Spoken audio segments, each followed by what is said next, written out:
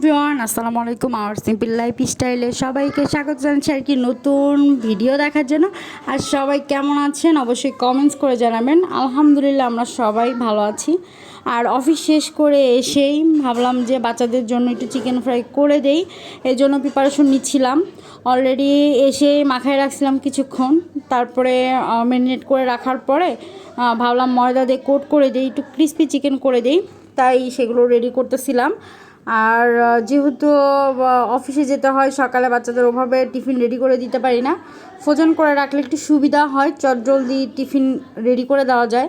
তো ভাবলাম যে কিছু ফ্রোজেন করে রাখি আর ওদের সন্ধ্যার সময় কিছু ভেজে দেই।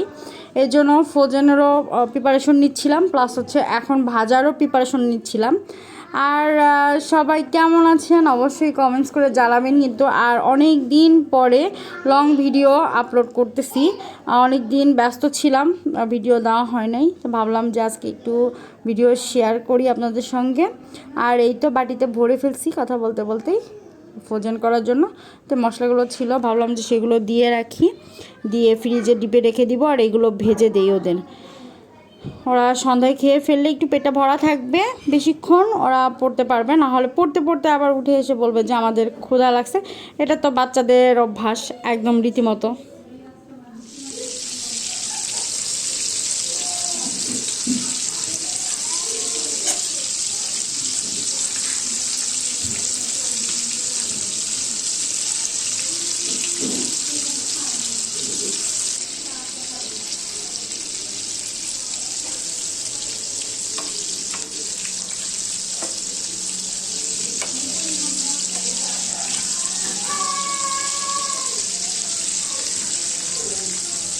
এই যে সবগুলো উল্টে পাল্টে ভেজে নেওয়া শেষ, একদম ডান।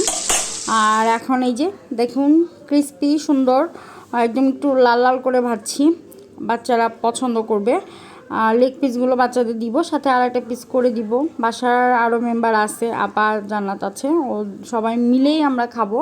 তো বাচ্চাদেরগুলো রেডি করে দিচ্ছিলাম, তারপরে রাত্রে রান্না রেডি করতে হবে। অলরেডি আপনারা রাত্রে রান্না রেডি করতেছে, তো ভাবলাম এদিকে সন্ধ্যার নাস্তাটা তো দিয়ে তারপরে আমি ফ্রেশ হয়ে রান্না করতে বসবো।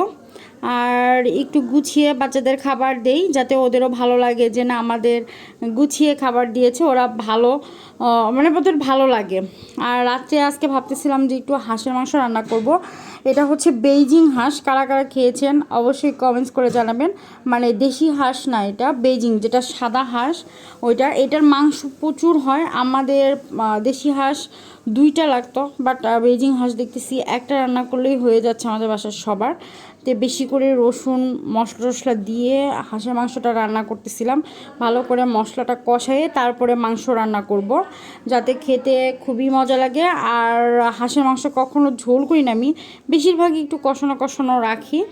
আর হাঁসের মাংসের চামড়া আমি খাই না বলতে, হাঁসের মাংসের চামড়াতে অনেক লোম থাকে, চামড়া একদম ফেলে দিছি। কিন্তু কাদের কাদের এই হাঁসের চামড়া সহ মাংস পছন্দ করেন আপনারা অবশ্যই কমেন্টস করে জানাবেন।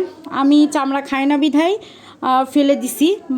আর আমি এবছরই হাঁস খাওয়া শিখছি, ছোটোবেলা থেকে কখনো হাঁস খাই নাই। একবার রান্না করছিলাম বাসায়, ভালো লাগছে বিধায় এখন কন্টিনিউ হাঁস রান্না হয় আমাদের বাসায়। তো এটা দেশের বাড়ি থেকে আমার শ্বশুর আসছে, তারা হচ্ছে হাঁস নিয়ে আসছে, তো সেই হাঁস একটাই রান্না করতেছি, সবাই মিলে খাবো। আর যে দেখুন একদম নিজা নিজা মাংস, মানে গরুর মাংসের মতো অবস্থা। রান দেখুন কত বড়, আমার পুরো এক কড়াই হয়ে গেছে, বাসা সবার হয়ে যাবে একটা হাঁসে। প্রায় হচ্ছে 3 কেজি 3.5 কেজি মতো ছিল, খুব ভালো ওজনই ছিল হাঁসটার। আর এটা হাঁসে আমি একটু গরম মশলা বেটে দেই, যাতে হাঁসের কোনো ফ্লেভার না থাকে, এক্সট্রা একটা ফ্লেভার থাকে হাঁসের, সেই গন্ধটা যাতে না থাকে, সেজন্য মশলা বাটাচ্ছিলাম। আর সচরাচর এই অল্প স্বল্প মশলা আমরা পাটায় বেটে নিই, যেহেতু পাটা ভর্তা খাই, পাটা তো বাসায় আছেই।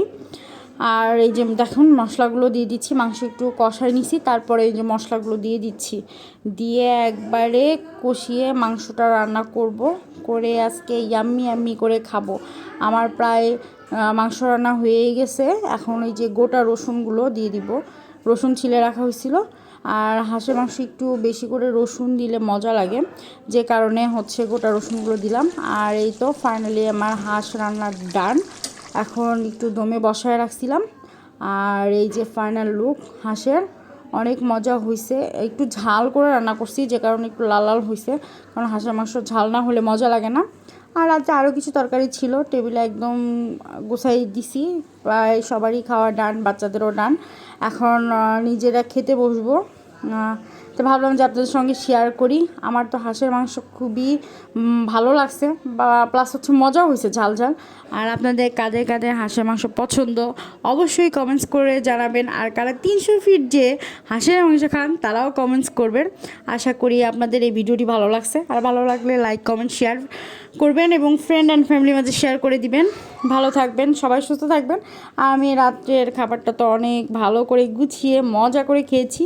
এই যে দেখুন ভাতটা মাখিয়ে মাখিয়ে রসুন দিয়ে খুবই ভালো লাগছে। আর সবাই ভালো থাকবেন, সুস্থ থাকবেন, আমাদের জন্য দোয়া করুন, ভালোবাসা দিবেন প্লিজ। ভিডিওটি ভালো লাগলে লাইক কমেন্ট শেয়ার করবেন। Tata, bye bye, see you, good night.